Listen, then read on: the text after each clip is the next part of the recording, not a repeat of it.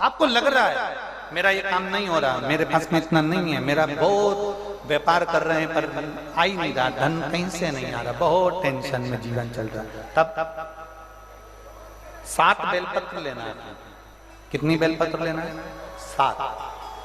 7 बेलपत्र में से सबसे पहली बेलपत्र, घर से जब चलो तो घर के पास में जो घर के अंदर रसोई घर में मटका होता है, क्या बोलते हैं यहाँ पर, हंडा, मटका, गगरा, घड़ा, जिसमें तुम पानी भरते हो, टंकी, बाल्टी, जो भी होता है रसोई घर में जो पानी भरते हो तो पीने के, हंडे में, बॉटल, उसमें टंकी में, जिसमें भी तुम भर के रखते हो, एक बेलपत्र उस हंडे के पास में, मटके के पास में वहां रखना है।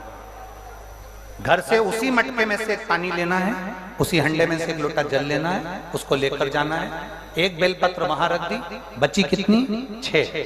6 बेलपत्र में से चलते चलते एक बेलपत्र पानी लेकर जब जाओ तब एक बेलपत्र बेलपत्री के वृक्ष के नीचे बेलपत्र चढ़ा के उस पर जल चढ़ा देना।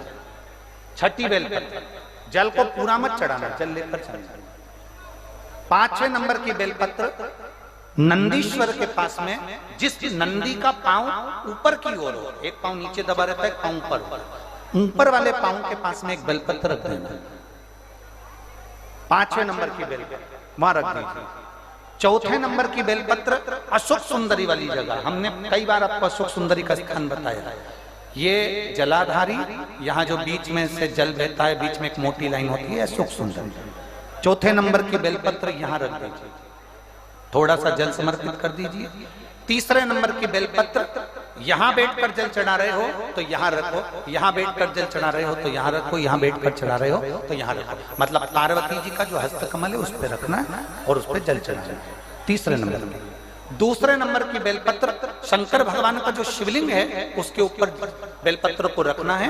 बेलपत्र की जो डंडी है, आप बैठे हो वहां पत्ती का मुंह होना चाहिए, डंडी का मुंह तुम्हारे ठीक विपरीत। बेलपत्र यहां रखें। 2रे नंबर जल चढ़ाएं।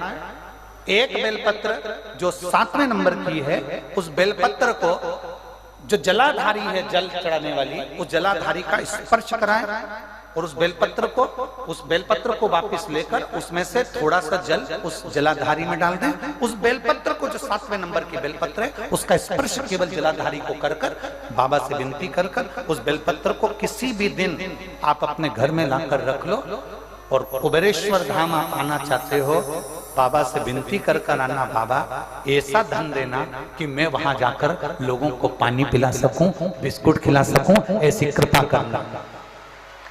7 मार्च को कथा प्रारंभ होगी कुबेरेश्वर धाम की। 5 मार्च के पहले मेरा बाबा तुम्हारी झोली जरूर भरेगा और तुम्हें कुबेरेश्वर धाम जरूर बुलाएगा, पक्का। ज्यादा दूर का नहीं सोचना, नजदीक।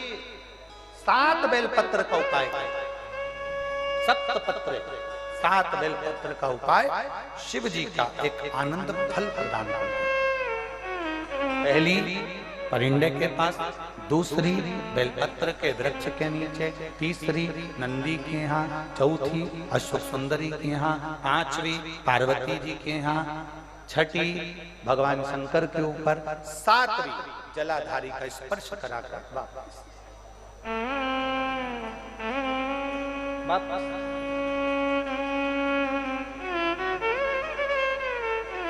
जल कितनी जगह चढ़ेगा? जल कितनी जगह चढ़ेगा? केवल 5 जगह पर। एक बेलपत्री के पेड़ के नीचे, 2रा सुख सुंदरी की जगह, 3रा पार्वती जी की जगह, 4था शिवलिंग के ऊपर और 5वां जो जलाधारी है ऊपर, उस 5 जगह पर एक ही लोटे में से थोड़ा थोड़ा जल वहां चढ़े और बाबा से विनती करना है आपको, बाबा मेरा ये दुख है आप मिटा दें, बाबा मेरा ये कष्ट है समाप्त करना, बाबा मुझे सीहोर पहुंचना है, कुबेरेश्वर धाम जाना है, रुद्राक्षोत्सव में लोगों को भंडारा खिलाना है, बाबा इतनी झोली भरना मेरे दाता, मैं स्वस्थ होकर कुबेरेश्वर धाम की धरा पर पहुंच सकूं। ऐसी कृपा उससे विनती करो, विनय करो, निवेदन, उससे प्रार्थना करो।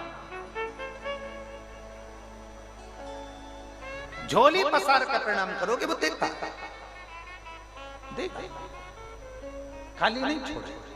शिव कथा का एक बहन ने तो पत्र में लिखा,